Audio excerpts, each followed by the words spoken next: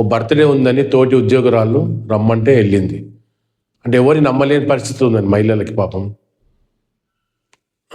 అయితే మనం కూడా రోజువారీగా కలుస్తుంటాము, అంటే పక్కనే కదా, అంత కలిసి ఉద్యోగం చేస్తాము, వస్తూ ఉంటాము, కలిసి భోజనం చేస్తాను. కాబట్టి తన జన్మదినం అంటే ఆమె వెళ్ళడం జరిగింది. అయితే అక్కడ ఏం జరిగింది చూద్దాం. కారులో ఐటీ మేనేజర్పై గ్యాంగ్ రేప్.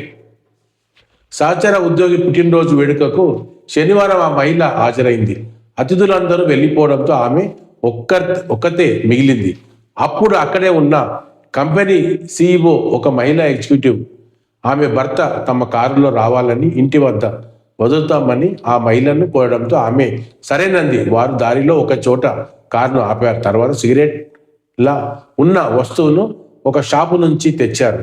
అది పీల్చిన తర్వాత ఆ మహిళ స్పృహ తప్పిపోయింది. మరునాడు ఉదయం మెలకువ వచ్చింది. ఆమెకు తనపై సామూహిక లైంగిక దాడి జరిగినట్టు గుర్తించి పోలీసులకు ఫిర్యాదు చేసింది. దీంతో ముగ్గురు నిందితులపై కేసు నమోదు చేసి అదుపులోకి తీసుకున్నారు.